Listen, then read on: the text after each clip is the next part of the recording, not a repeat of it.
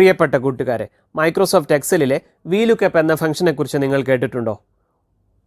അതൊക്കെ എക്സലിലെ എക്സ്പേർട്ടുകൾ ഉപയോഗിക്കുന്ന ഫംഗ്ഷനല്ലേ എന്നായിരിക്കും നമ്മിൽ പലരും ധരിച്ചു വച്ചിരിക്കുന്നത്. എങ്കിൽ ഈ വീഡിയോ കാണുന്നതോടുകൂടി VLOOKUP എന്ന ഫംഗ്ഷൻ നിങ്ങളുടെ ആവശ്യത്തിനനുസരിച്ച് യഥേഷ്ടം ഉപയോഗിക്കാൻ നിങ്ങൾക്ക് കഴിയുമെന്ന് ഞാൻ ഗ്യാരണ്ടി തരുന്നു. വരൂ നമുക്ക് ക്ലാസ്സിലേക്ക് പോകാം. It is me Sherif. Welcome to another episode of ഷെരീസ് ബൈനറി കഫേ.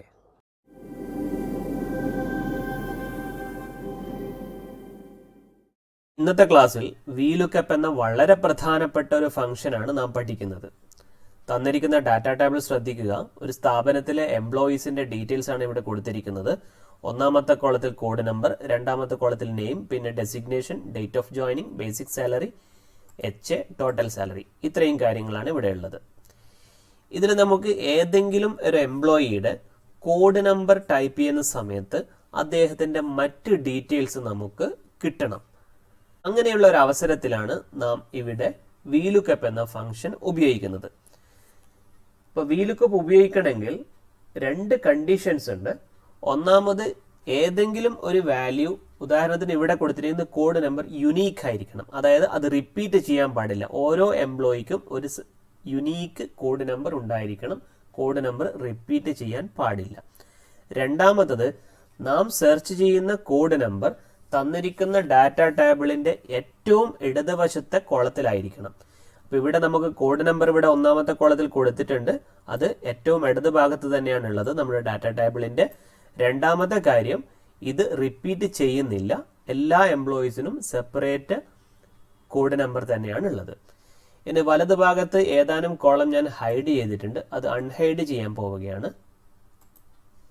ഓക്കെ, ഇവിടെ ശ്രദ്ധിക്കുക. ഇവിടെ ഞാൻ കോഡ് നമ്പർ എൻ്റർ ചെയ്യുന്ന സമയത്ത് ആ കോഡ് നമ്പറിന് കറസ്പോണ്ടിങ് ആയിട്ടുള്ള എംപ്ലോയിന്റെ name, designation, date of joining, basic salary, HA and total salary നമുക്ക് ഈ ഒരു കോളത്തിൽ നമുക്ക് കിട്ടണം.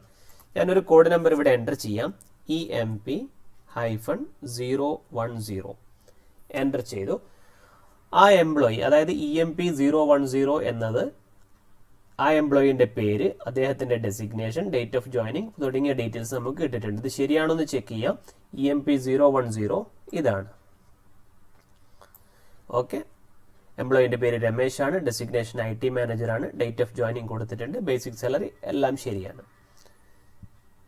അപ്പൊ ഈ ഒരു കാര്യം ചെയ്തിരിക്കുന്നത് ഇവിടെ VLOOKUP എന്ന ഫംഗ്ഷൻ ഉപയോഗിച്ചിട്ടാണ്. ഇവിടെ ആൻസർ കിട്ടിയ കോളത്തിൽ ഡബിൾ ക്ലിക്ക് ചെയ്ത് കഴിഞ്ഞാൽ നിങ്ങൾക്ക് കാണാം VLOOKUP എന്ന ഫംഗ്ഷനാണ് ഉപയോഗിച്ചിരിക്കുന്നത്. ഇനി ഇതെങ്ങനെയാണ് ഈ ഒരു ഫോർമുല കൊടുത്തിരിക്കുന്നത് നോക്കാം. ഞാൻ ഈ ഫോർമുല ഡിലീറ്റ് ചെയ്യാണ്. കോഡ് നമ്പറും ഡിലീറ്റ് ചെയ്തു. ഒന്നാമത്തെ കോളത്തിൽ നെയിം കിട്ടേണ്ട കോളത്തിൽ കൊടുത്തിരിക്കുന്ന ഫോർമുല ശ്രദ്ധിക്കുക. Equal to VLOOKUP, bracket open ചെയ്യുക. VLOOKUPന്റെ ബ്രാക്കറ്റിൽ 4 കാര്യങ്ങളാണ് നാം കൊടുക്കേണ്ടത്. ഒന്നാമത്തത് ലുക്കപ്പ് വാല്യൂ. ലുക്കപ്പ് വാല്യൂ എന്നതുകൊണ്ട് ഉദ്ദേശിക്കുന്നത് ഈ നെയിം കണ്ടുപിടിക്കാൻ വേണ്ടി നാം ഈ ടേബിളിൽ എന്താണോ സെർച്ച് ചെയ്യുന്നത് അതാണ് എൻ്റെ ലുക്കപ്പ് വാല്യൂ. ഇവിടെ നാം നെയിം കണ്ടുപിടിക്കുന്നത് കോഡ് നമ്പർ ഉപയോഗിച്ചിട്ടാണ്. അതുകൊണ്ട് കോഡ് നമ്പർ ആണ് എൻ്റെ lookup value. And code number enter ചെയ്യുന്നത് J11 എന്നുള്ള ഈ ഒരു കോളത്തിലാണ്, ഈ ഒരു സെല്ലിലാണ് കോഡ് നമ്പർ എൻ്റർ ചെയ്യുന്നത്. അതുകൊണ്ട് J11 ആണ് ലുക്കപ്പ് വാല്യൂ. അതായത് നെയിം കണ്ടുപിടിക്കാൻ വേണ്ടി നാം കോഡ് നമ്പർ ഉപയോഗിക്കുന്നു. കോഡ് നമ്പർ ഉള്ളത് J11ലാണ്. അതാണ് എൻ്റെ ലുക്കപ്പ് വാല്യൂ, കോമ. രണ്ടാമത്തത് ടേബിൾ എറേ. ടേബിൾ എറേ എന്നുകൊണ്ട് ഉദ്ദേശിക്കുന്നത് ഈ കോഡ് നമ്പറും നെയിമും അടങ്ങിയിരിക്കുന്ന ടേബിൾ ആണ് ടേബിൾ എറേ. അതായത് എവിടെയാണ് കോഡ് നമ്പർ, എവിടെയാണ് നെയിം, ഈ ഡാറ്റയൊക്കെ എവിടെയാണ് ഉള്ളത് അതാണ് എൻ്റെ ടേബിൾ എറേ. അതുകൊണ്ട് മുഴുവൻ ടേബിളും സെലക്ട് ചെയ്യുക. കോഡ് നമ്പർ മുതൽ, അതായത് A3 മുതൽ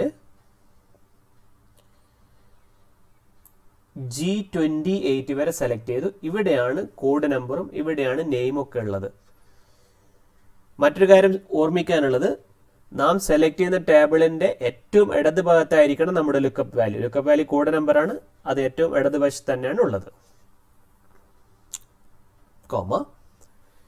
കോളം ഇൻഡെക്സ് നമ്പർ, അതായത് നാം സെലക്ട് ചെയ്തിരിക്കുന്ന ടേബിളിൽ എത്രാമത്തെ കോളത്തിൽ നിന്നാണ് നെയിം പിക്ക് ചെയ്യേണ്ടതെന്നാണ് കോളം ഇൻഡെക്സ് നമ്പർ. അതായത് രണ്ടാമത്തെ കോളത്തിലാണ് നെയിം ഉള്ളത്. ഒന്നാമത്തെ കോളത്തിൽ കോഡ് നമ്പറാണ്, രണ്ടാമത്തെ കോളത്തിൽ നെയിമാണ്. അതുകൊണ്ട് 2 എന്നതാണ് കോളം ഇൻഡെക്സ് നമ്പർ, കോമ.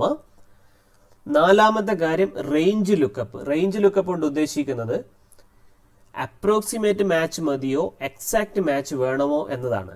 അതായത് ട്രൂ എന്നാൽ അപ്രോക്സിമേറ്റ് മാച്ചും ഫോൾസ് എന്നാൽ എക്സാക്ട് മാച്ചും. 2 വാല്യൂ ആണ് ഇവിടെ കൊടുക്കാൻ പറ്റുക. ഒന്നുകിൽ ട്രൂ കൊടുക്കണം അല്ലെങ്കിൽ ഫോൾസ് കൊടുക്കണം. ട്രൂ എന്ന് പറഞ്ഞാൽ അപ്രോക്സിമേറ്റ് മാച്ച്, ഫോൾസ് എന്ന് പറഞ്ഞാൽ എക്സാക്ട് മാച്ച്. ഒരു ഉദാഹരണത്തോട് ഞാൻ വ്യക്തമാക്കാം. ഞാനിവിടെ ഫോൾസ് എന്ന് കൊടുക്കുന്നു, ബ്രാക്കറ്റ് ക്ലോസ് ചെയ്തു, എൻ്റർ അടിച്ചു.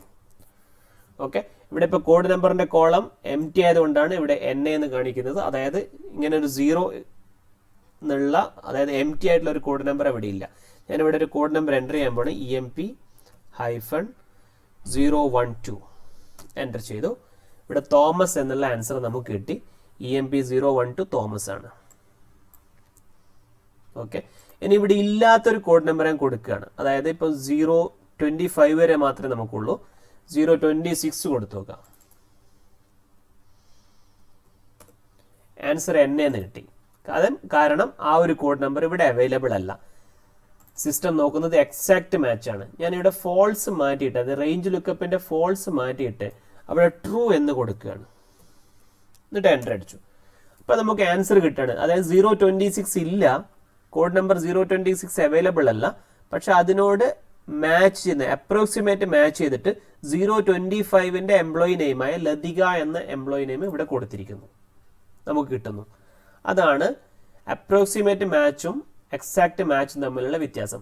അപ്പൊ ചില ടേബിളിൽ നമുക്ക് അപ്രോക്സിമേറ്റ് മതിയാവുന്ന രീതിയിലുള്ള ഡാറ്റയാണ് നമ്മൾ ഹാൻഡിൽ ചെയ്യുന്നതെങ്കിൽ അവിടെ നമുക്ക് ട്രൂ കൊടുക്കാം. പക്ഷെ ഇവിടെ നമുക്ക് എക്സാക്ട് മാച്ചിന്റെ ആവശ്യമുണ്ട്, അതുകൊണ്ട് ഫോൾസ് എന്ന് തന്നെ മാറ്റുക. ഇനി രണ്ടാമത്തെ ഡെസിഗ്നേഷന് വേണ്ടിയുള്ള ഫോർമുല കൊടുക്കുക. Equal to Vlookup, bracket open ചെയ്യുക. ലുക്കപ്പ് വാല്യൂ കോഡ് നമ്പർ ആണ്, J11 ആണ് ലുക്കപ്പ് വാല്യൂ. നേരത്തെ പറഞ്ഞതുപോലെ അതാണ് നാം സെർച്ച് ചെയ്ത് കണ്ടുപിടിക്കുന്നത്. ഇനി ടേബിൾ എറേ നേരത്തെ സെലക്ട് ചെയ്ത പോലെ A3 മുതൽ G28 വരെയാണ് table array, comma. Column index number മൂന്നാമത്തെ കോളത്തിൽ നിന്നാണ് ഡെസിഗ്നേഷൻ കണ്ടുപിടിക്കേണ്ടത്, കോമ. റേഞ്ച് ലുക്കപ്പ് ഫോൾസ് ആണ്, എൻ്റർ അടിക്കുക. ഇതുപോലെ ഓരോന്നിനും സെപ്പറേറ്റ് ഫോർമുല അപ്ലൈ ചെയ്യണമെന്നില്ല. നമുക്ക് ഒന്നാമത്തെ ഫോർമുല തന്നെ താഴേക്ക് ഫില്ല് ചെയ്യാം. പക്ഷെ അതിനു വേണ്ടി നാം ചില സെൽ റെഫറൻസ് അബ്സല്യൂട്ട് അഡ്രസ് ആക്കി മാറ്റേണ്ടി വരും. അബ്സല്യൂട്ട് അഡ്രസ്സും റിലേറ്റീവ് അഡ്രസ്സും നാം മുന്നത്തെ ക്ലാസ്സിൽ പഠിച്ചിട്ടുണ്ട്. അബ്സല്യൂട്ട് ആക്കാൻ വേണ്ടി ഒന്നാമത്തെ നെയിമിന് നേരെയുള്ള NA എന്ന സെല്ലിൽ ഡബിൾ ക്ലിക്ക് ചെയ്തിട്ട് ഒന്നാമത്തെ സെൽ റെഫറൻസ് ലുക്കപ്പ് വാല്യൂ ആണ്, J11 എന്നുള്ള lookup value. Lookup value click ചെയ്തിട്ട് J11 ശേഷം ക്ലിക്ക് ചെയ്തിട്ട് അതിനെ അബ്സല്യൂട്ട് ആക്കുക, F4 അടിച്ചിട്ട്. അതേപോലെ A3 ടേബിൾ എറേ A3ക്ക് ശേഷം ക്ലിക്ക് ചെയ്തിട്ട് അതിനെ അബ്സല്യൂട്ട് ആക്കുക, F4 അടിക്കുക. G28ന് ശേഷം ക്ലിക്ക് ചെയ്യുക, അതിനെയും അബ്സല്യൂട്ട് ആക്കുക, എൻ്റർ ചെയ്യുക. ഇനി ഈ ഫോർമുല നമുക്ക് താഴേക്ക് ഫില്ല് ചെയ്യാം. പക്ഷെ കോളം ഇൻഡെക്സ് നമ്പർ നാം മാറ്റണം, കാരണം ഡെസിഗ്നേഷൻ മൂന്നാമത്തെ കോളത്തിലാണുള്ളത്. അതേപോലെ ഡേറ്റ് ഓഫ് ജോയിനിങ് നാലാമത്തെ കോളത്തിലാണുള്ളത്. ബേസിക് സാലറി അഞ്ചാമത്തെ കോളത്തിലാണുള്ളത്. HA ആറാമത്തെ കോളത്തിലാണുള്ളത്. ടോട്ടൽ സാലറി ഏഴാമത്തെ കോളത്തിലാണുള്ളത്. ഇനി നാം ഏതെങ്കിലും ഒരു കോഡ് നമ്പർ എൻ്റർ ചെയ്ത് ടെസ്റ്റ് ചെയ്യുക. EMP-016. ഓക്കെ, EMP-016 എന്നത് പോൾ ആണ്, ഡെസിഗ്നേഷൻ പർച്ചേസ് മാനേജർ ആണ്. ഡേറ്റ് ഓഫ് ജോയിനിങ് ഇങ്ങനെ വരുന്നതിൻ്റെ കാരണം അതിൻ്റെ ഫോർമാറ്റ് ശരിയാവാത്തതുകൊണ്ടാണ്. റൈറ്റ് ബട്ടൺ ക്ലിക്ക് ചെയ്ത് ഫോർമാറ്റ് സെല്ലെടുത്തിട്ട് ഡേറ്റ് എന്ന ഫോർമാറ്റ് കൊടുക്കുക. Okay okay, date of joining കിട്ടി, ബേസിക് സാലറി കിട്ടി. ഇത് ശരിയാണോ നോക്കുക. EMP-016. ഓക്കെ, ഉത്തരം ശരിയാണ്. ഇപ്പോൾ ക്ലാസ് എല്ലാവർക്കും മനസ്സിലായെന്ന് കരുതുന്നു. പ്രാക്ടീസ് ചെയ്യുക. പഴയ ക്ലാസ്സുകൾ, പ്രത്യേകിച്ച് അബ്സല്യൂട്ട് അഡ്രസ്സും റിലേറ്റീവ് അഡ്രസ്സും തമ്മിലുള്ള വ്യത്യാസമൊക്കെ മനസ്സിലാക്കാൻ വേണ്ടി പഴയ ക്ലാസ്സിൻ്റെ ലിങ്കുകൾ ഡിസ്ക്രിപ്ഷൻ ബോക്സിൽ കൊടുത്തിട്ടുണ്ട്. താല്പര്യമുള്ളവർ അതൊക്കെ കാണുക. വീഡിയോ ഇഷ്ടപ്പെട്ടാൽ ലൈക്ക് ചെയ്യുക, ഷെയർ ചെയ്യുക, കമൻറ്റ് ചെയ്യുക. ചാനൽ സബ്സ്ക്രൈബ് ചെയ്യാനും മറക്കരുത്.